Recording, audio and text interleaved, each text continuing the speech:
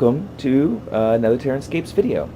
This video features a custom project that is in progress, and I wanted to do a check with the customer as well as do some comments on some design changes that I've implemented in the project and make sure that they meet with his approval, and give everybody else a chance to see some new work that I'm trying to take on. So first, a little description about this project. The project is intended to be a display board for a high elf army. Be brought to tournaments for improved painting scores, etc. The main feature of it, which was based on the ideas presented from a Mage Knight showcase table that was found online, was to develop a large central mountain to showcase several of the models, and then to have the mountain have a waterfall which would cascade off and then flow into swamp, and then to have additional features down below. The original proposal for the mountain was that it be up to 36 inches high, and that the display board that it would sit on would be 36 by 36.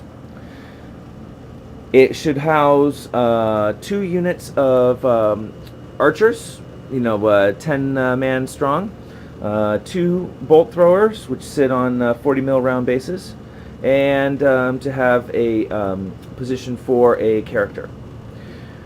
When I started to take a look at this as a design, I quickly realized that a 36 tall mountain, this is just to give you an idea, this mountain is about 24 inches tall.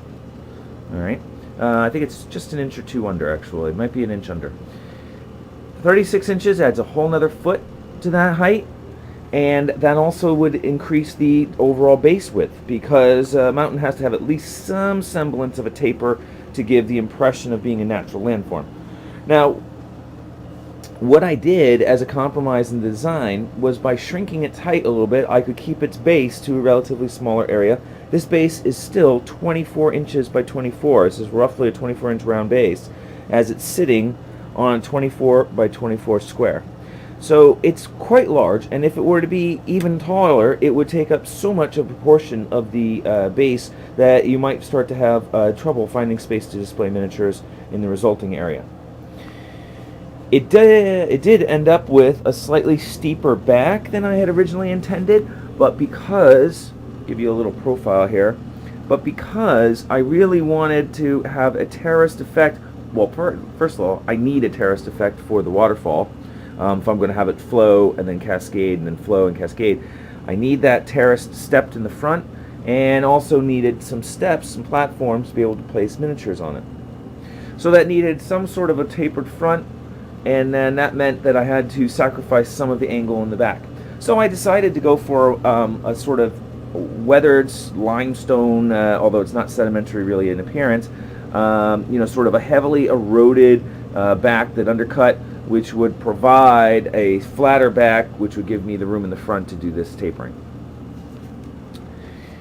The other change that I thought might be a pretty important one was to change the overall layout of the base.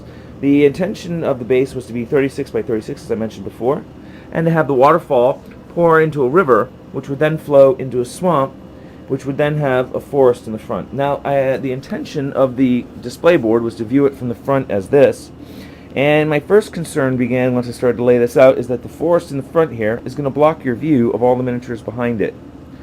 So I thought that the forest might be best served by being moved towards the back, which would be just in front of the mountain here, which would provide a nice transition for the mountain coming down off of the slope, and also would not block the miniatures. Forest could also be moved over to the side here, which would allow you to sort of sneak some miniatures around, but I think visually it's going to work a little bit better in the back, and that'll provide an additional benefit, which I'll describe in a second. Moving the river this way to a swamp, I think the swamp, this is actually about a half sheet of paper here, and this represents the width of the river, not as the water flow, but as the space that the river will occupy physically because of the shoreline and the additional foliage that would go along the side. So this is really unusable space. And then the swamp, this is actually relatively small space for the swamp. I could have the swamp snuck up right to the edge, and then I could have it cut off as though it's continuing off the board. But I'm thinking that it might be better served to remove the swamp from the board. The intention is to have the boards allow for the display of up to 3,000 points of models. Now, for those of you who don't play Warhammer, 3,000 points of models is well over 100 miniatures. It's quite a large stock of miniatures. And I thought that we might be able to recover a good portion of the space by having the waterfall flow off this and then run off the board perhaps, or even cascade all the way to the front here and then taper off, so that I could keep this thinner and recover some of this spot here which would have been occupied by the swamp. In addition, thinking about a 36 by 36 inch overall size, that's going to make movement and during the tournament quite tricky. Case in point, in between the tournament rounds, you're going to want to put your miniatures on your display board for view by the spectators, as well as for transport to the other tables. It'd be easiest to do that in a split fashion by pulling the boards apart, so that you have two roughly 24 by 24 inch boards that you can move. If you have that as a single 36 by 36, it will be almost impossible to do it as two boards, because the mountain will be so large that it would be 36 by 36, right? I have to divide the boards in half at the 18 inch mark roughly.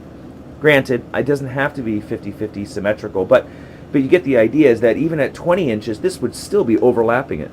So you'd really have this little thin slice up front that you could move with that relatively huge board in the back. And in a crowded tournament environment, trying to navigate with a 36 inch tall mountain with a 36 inch wide base with all of your miniatures precariously stacked on top of it is a recipe for getting bumped and dumping miniatures midway from table to table.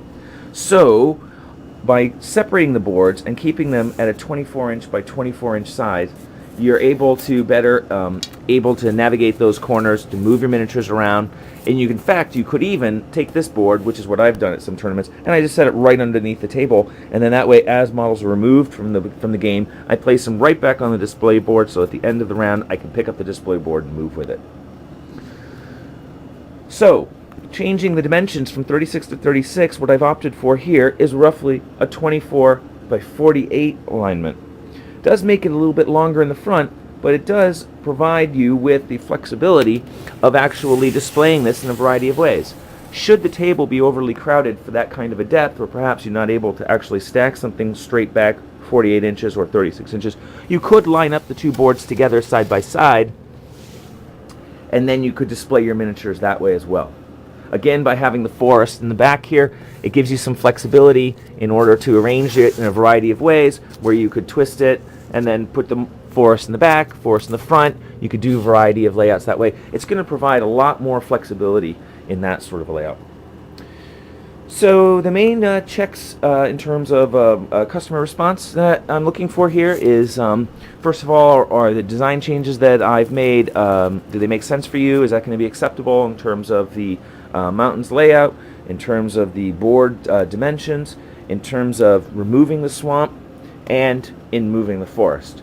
Of course, I'm always willing to work with you, so anything that you see that I'm heading in the wrong direction, please let me know, and we can always make a change. But it does give everybody else a little bit of an idea of some of the kinds of projects I'm trying to expand my skills into, such as new foam carving techniques, new mountain types, of course waterfalls. I have a waterfall coming up on the Martian board set as well, so I'm trying to work on my water techniques and improve them, and it just gives you a little bit of an idea about where I plan on trying to take TerranScapes in the future.